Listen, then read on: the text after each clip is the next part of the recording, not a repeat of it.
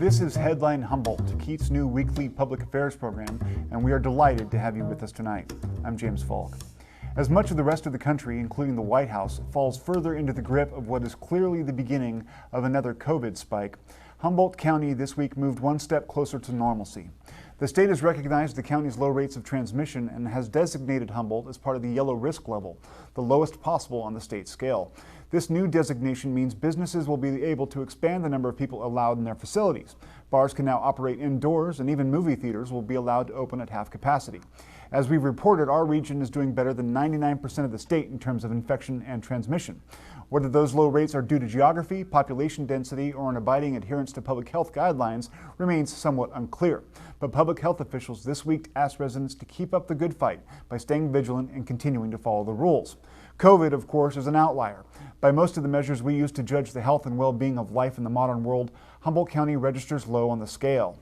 Addiction, childhood trauma, suicide, cancer, the list is long and bleak. Tonight we focus on the number of missing and murdered indigenous women and girls from Humboldt, Del Norte, and Mendocino counties. Our numbers dwarf much of the rest of the state and outline once more how inequities in the justice system impact real people's lives every day. For the interview, we have the honor of hosting Michaela Madrid from the Sovereign Bodies Institute, as well as Charlene Juan, whose mother went missing from Humboldt County in 2010. Thank you both for taking the time to meet with us and discuss this very important issue. I understand this may be difficult, and we appreciate your strength in coming forward. Please, if you have any issue with any of the questions that we ask, just let us know and we'll move on. Your comfort is of utmost importance to us. So let's start with you, Michaela. Can you describe for us what the Sovereign Bodies Institute is and how it works? Yeah, happy to be here tonight, really sharing some information on this really important issue. So like I said, my name is Michaela Madrid, and I am the operations manager for the Sovereign Bodies Institute.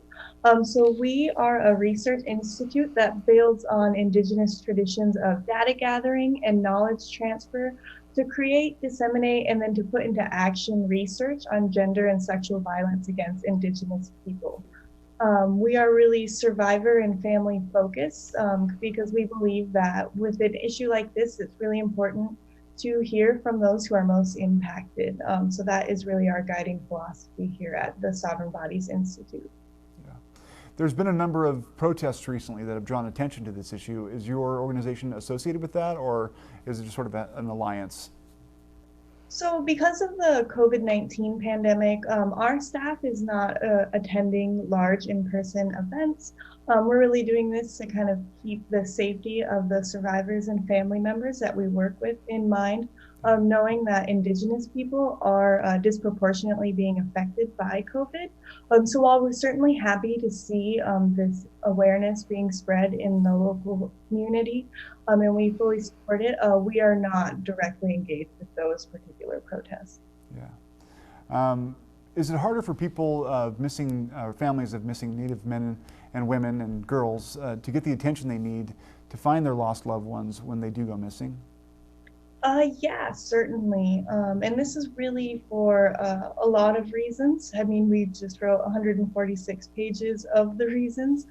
Wow. And so yeah, this definitely is an issue where it's really difficult for indigenous folks to get widespread attention on their missing relatives.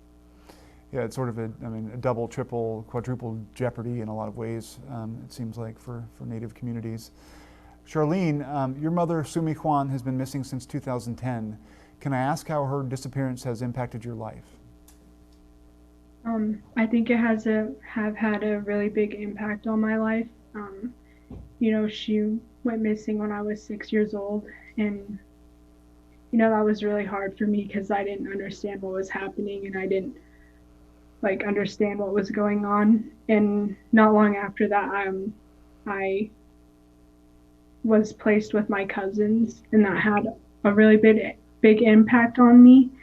And you know, it was really hard, and it's still really hard today because I don't I don't know what happened, or I don't know where she is. And you know, it's been 10 years, and so I would really want to know what happened to her. Absolutely. Can I ask if you have many memories of her intact, or is it, Are those faded since you were so young? They have faded, but I remember that I was a really bratty kid, and so I've always felt bad about that. But you know, I was just a kid, so yeah. Yeah. So one of the assumptions that it seems like was made, and I got this from the report that the Sovereign Bodies Institute put out, was that there was some assumption that maybe your mother had just left town for a while and not contacted people in her family, and so they didn't move very quickly. How damaging do you think that mistake was ultimately in the investigation? I think it was pretty damaging. She had, well, from what I've heard, that she had, like, has done that in the past, where she's gone for like some time and then she would come back. But yeah. What would you like people to know about your mom? I'm not sure. We have a picture of her. Have we taken it yet? I think we have. So now, if someone has some detail or knows of something regarding her disappearance, how can people sort of bring that tip forward? Is there some way that you know that they can do that? I'm not sure, but I think they could contact the Humboldt County law enforcement. Humboldt County Sheriff's Office, is that who's been handling the case? Maybe we can get that number and post that up before the end of the interview. I'm asking my control room for that number, because I'd really like to be able to have a number for people if they know of anything, however small. Michaela, how can we address whatever systemic inequities prevent all missing peoples and their families from receiving the same treatment? Yeah, so what we have here is really kind of a multi-pronged issue. And a lot of them are really based in a lot of negative stereotypes of indigenous people.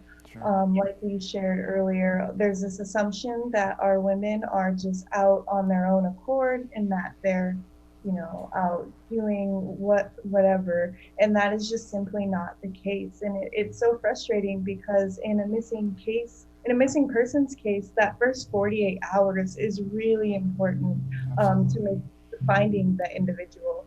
And so if we're spending the first 48 hours just trying to get folks to believe us that this is a real case to pay attention to, that's really precious time lost. And it's not even just getting folks to listen to, there's this really pervasive idea that indigenous people don't exist anymore, especially in California. A lot of times when we hear about this issue, it's framed in states that are more well known to have Native folks, when California is actually one of the top states that deals with this issue. And if Northern California itself were a state, it would be in the top 10 nationally. So there's this idea of invisibility. And then there's also the really complex criminal jurisdiction in Indian country. Sure. So tribes have a nation-to-nation relationship with the tribal government, or with the United States federal government. So typically in non-California states, this would be kind of under the FBI jurisdiction. However, California is what's known as a public law 280 state. So that basically means that any jurisdiction that typically would have been federal when it comes to Indian country is now delegated to the state. And so it's actually the county sheriffs in California that do most of this work. And there is just not a whole lot of resources for tribal communities to do this work on themselves. And then also just kind of with the long-standing racism that's happened in this area, it's just, like I said, there's a lot of systemic roots to this issue. Yeah, your report does a really thorough job of analyzing all the confluence of issues that go into this. If you're watching this show on YouTube, there's a link in our description that'll take you to that PDF file. I recommend that everyone go and read it. It's enlightening. One of the issues that I was going to mention before was you mentioned that the Humboldt, Del Norte, and Mendocino counties, if they were their own state, they'd be among the top 10 in terms of missing indigenous women and girls. I know that Humboldt County in particular has a large Native population, But this is above and beyond that, right? This isn't directly reflected in terms of the demographics. We just have a problem with girls and indigenous girls and women going missing beyond the numbers. Is that right? Yeah, absolutely. And I would say that our numbers are very likely an undercount. This report that we did is part of a multi-year project, and this was just the first year. So we're really gathering more data, and we'll be issuing another report in this series in July of 2021. But actually, when you index to population, this area, the Lost Coast rate is 4 times Sacramento's rate and 7 times the Bay Area's rate for missing and murdered Indigenous women. So it's not just because there are more Native people here. It's because of the context that we live in that makes this issue really prevalent here. Yeah. You know, historically, Native children were taken away from their parents and sent to boarding schools. Tribes were taken from their ancestral homelands. How does this phenomenon fit into that general pattern, or is it, do you think, an entirely different phenomenon? No, it's absolutely all connected. And I think that's why this issue is so pervasive, because we really have to go to the founding of the United States to get to the root of this issue. There's a scholar that's on our board, her name is Sarah Deer, and she writes extensively in her scholarship kind of linking the conquest of the land to the conquest of the Native people. And in those times, the colonizers understood just how special of a role our women had in our societies. And so then they used that and perpetuated that violence against our Indigenous women in order to, you know, gain access to the land. The I Will See You Again report, or I Will See You Again in a Good Way report, which is what we're referring to. The first, I guess, volume was put out this July, and there will be another one next July. And what's the ultimate effort? What are you looking for in putting these together? Yeah, and so what the problem with any crime in Indian country is it's really all done by a case-by-case basis, because the context for each individual area is so vastly different that there's going to be different solutions for every area. So the problem with kind of looking at this issue nationally is that you kind of miss some of those nuances that are more common in smaller areas.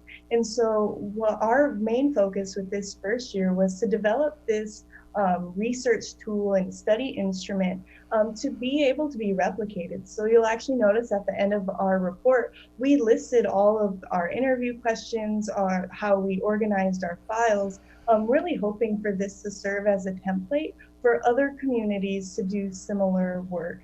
And the reason why we spent so long crafting these questions is the traditional ways of research is really from kind of, you know, as researchers, we're better. We're coming from this higher state because we know better.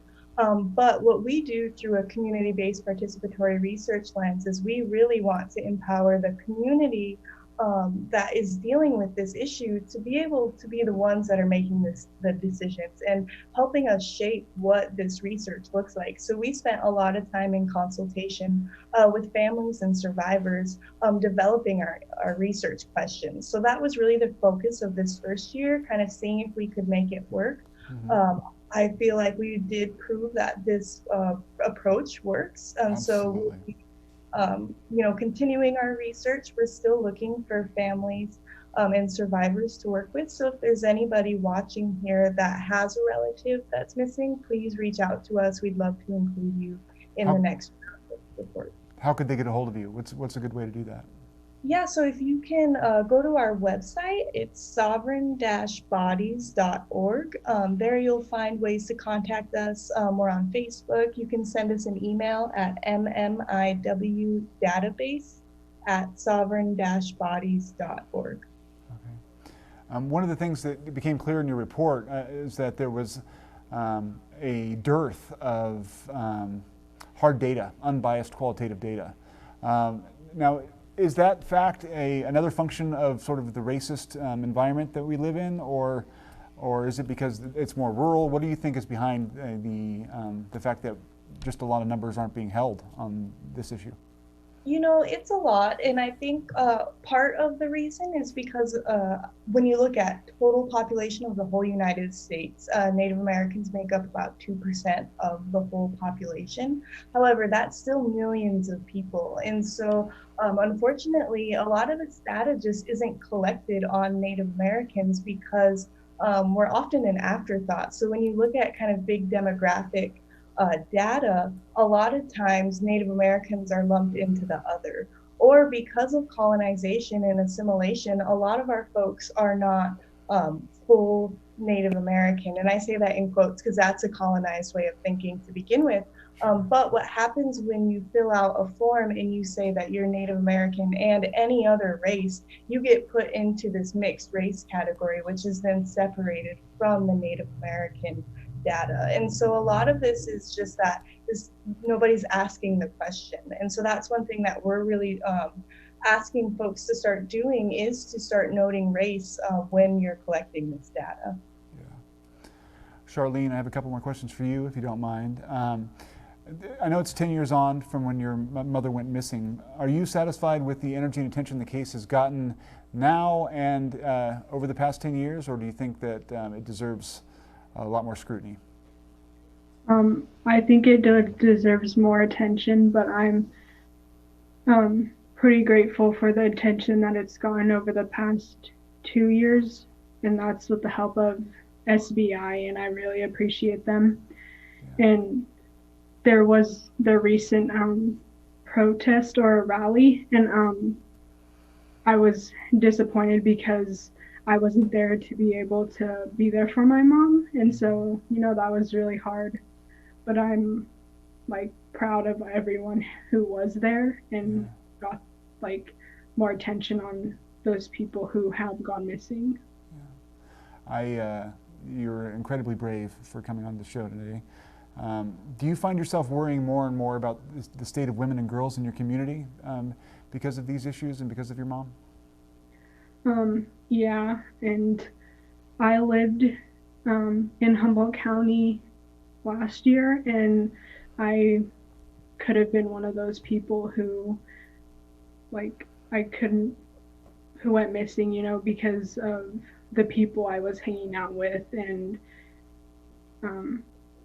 you know, yeah, sorry. No, you're great. That's fantastic.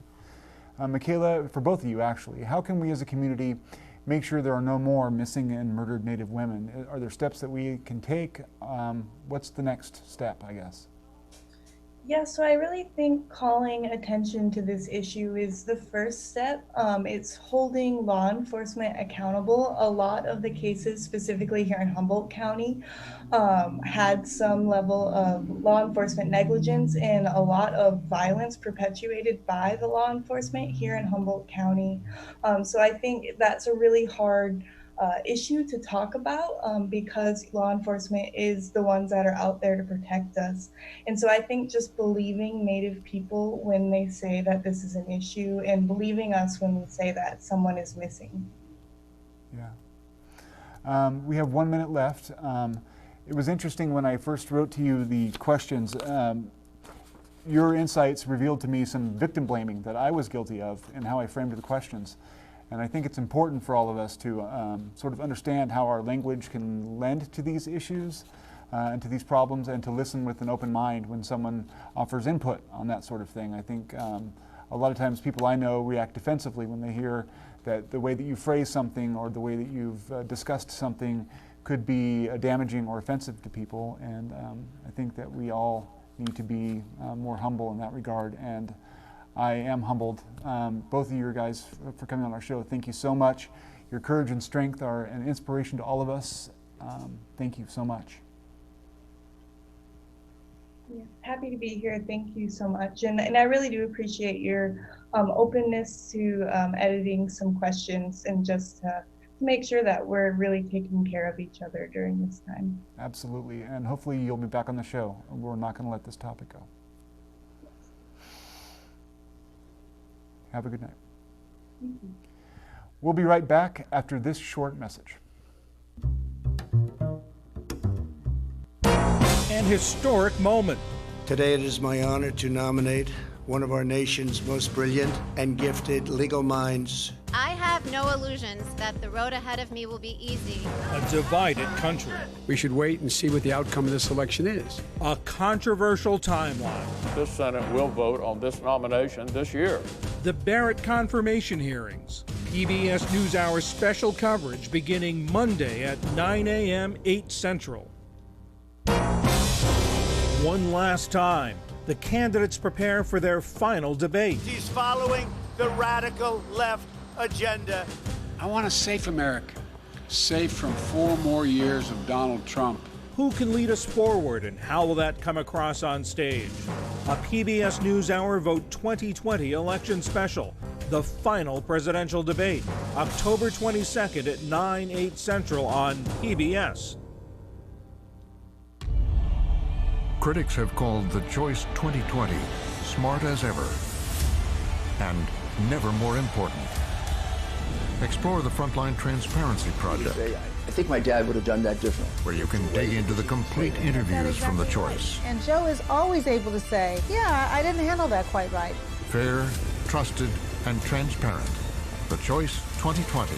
Watch an encore presentation October 27th, 9/8 Central, only on PBS. After the city of Eureka this week announced that it would no longer support the Humboldt Area Center for Harm Reduction, or HACHR, the future seemed unclear for the much-needed operation. This week, the California Department of Public Health took action to give HACHR the green light to continue its work, despite the City Council's misgivings. In order to clear the air, the State Health Department removed the City of Eureka from HACHR's written authorization. Legally, a city ordinance specifically allows HACHR's continued operation within city limits. The authorization from the state, meanwhile, greenlights its efforts in the rest of Humboldt County. In an August appearance on KEET HD, Executive Director Lasara Firefox Allen from HACHR spoke to the need for such a program. It's about the people they serve. The level of hostility toward HACHR is an issue. I think that it's unfortunate that people find themselves trying to distance themselves from people who use drugs and people who are unhoused. I understand the impulse. It's a challenge to have to look at the failures of our society, straight in the face like that. However, from my perspective, to be accountable to humanity in general, we need to be willing to engage with the most marginalized, and that is where, where HACHR comes in. This work isn't for everyone, and thankfully there are those who are dedicated to making sure that those who would otherwise fall through the cracks have some level of safety net. The city still has its own authorization to run a needle exchange program, a previously itemized priority of city government. For its part, HACHR said in a press release this week that it will continue its work to improve its relationship with the city of Eureka. Quote, "We believe that our participation in upcoming facilitated discussions with stakeholders and concerned citizens will help us all to arrive at solutions that meet everyone's needs, including the needs of HACHR's program participants." In her weekly statement to the media, Humboldt County Health Officer Teresa Frankovich said the change in designation for the county from orange to yellow alert levels does not mean we can all relax. The difference between orange and yellow can be slight, she said, and it won't take much to push us backwards. Humboldt County was the only county in the state to meet the health equity metric, which is intended to ensure that no population group is disproportionately impacted by COVID-19. Meeting this metric allowed the county to move into the yellow, even though its case rate remains in the orange tier. Both we want to sort of celebrate the fact that we're doing really well, but recognize the fact that that can change with one large outbreak. And so it's important for people to recognize that in these indicators, for us to move into this yellow tier, our case rate had to be below 2, and our positivity at 2 or below, and our positivity rate had to be below 2% and consistent across the county. We were at 2 for our case rate. If we had been 2.1, we would not be in yellow. And so it is very easy if we have a substantial increase in our cases and we have an increased case rate for 2 weeks, we could move into the orange tier. In fact, we would move into the orange tier. So we really need everybody to stay on board with what they've been doing. because it's working. And in addition, from the public health end, our pledge is we're going to keep it up in terms of our testing and our contact investigations. But we need the public to continue doing all the things they've been doing to try and help. Specific changes under the yellow tier include the opening of shopping center common areas, zoos and museums with no capacity limits, movie theaters at half capacity, gyms and fitness centers at half capacity, and bars can open at half capacity indoors with modifications. For a complete list, visit www.humboldtgov.org. According to the California Department of Forestry and Fire Protection, the August complex fire in the southern and eastern parts of Humboldt County is now roughly 65% contained. The fire, which started on August 16th from a lightning strike, has burned more than 1 million acres in 7 different counties. According to an online update, lighter winds and higher overnight humidity helped firefighters to hold and strengthen existing containment lines. Dozers, chippers, and hand crews continued strengthening contingency lines north of State Route 36 near the South Fork of the Eel River. Eureka Mayor Susan Seaman this week encouraged Eureka residents to get out and vote in the upcoming election, especially on 2 ballot initiatives that concern Eureka specifically. We've also been able to open our playgrounds like this one here at Hammond Park.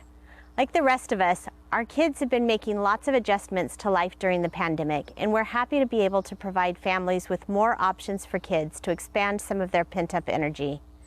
Please follow COVID-19 and park guidelines and limit visits to 30 minutes if others are present. But most importantly, have fun. This week, there's been a lot of talk about elections, but beyond the presidential race, there are many races and ballot measures that have a big impact on local level. We're fortunate that we have several organizations who've been reaching out to talk with City Council candidates in Wards 2 and 4, so voters have lots of opportunities to get to know more about them. Look for candidate forums and candidate questions in a variety of video and written formats through the League of Women Voters, the Eureka Chamber of Commerce, the North Coast People's Alliance, local media, and more. With 8 candidates running in 2 wards, there's a lot to learn, and we have a number of ballot measures and propositions to consider as well. 2 of those specific to the city of Eureka. One is Measure C, to consider using ranked choice voting in future elections, and Measure H will enact a 1.25% sales tax to address important community functions like public safety, road repair, youth and senior services, and more. This year, everybody in California has the option to mail in their ballot, but polling places are also open for those who want to cast their vote in person. To learn about your voting options, you can visit the Humboldt County's election page. That's it for now. We hope you like our new look as well as our fresh commitment to bringing our viewers the most important news and views in Humboldt County. We'd especially like to express gratitude tonight to David Kelly Woodworking, an artisan whose masterful handiwork can be seen in the desk I now sit behind. Stay tuned, stay informed.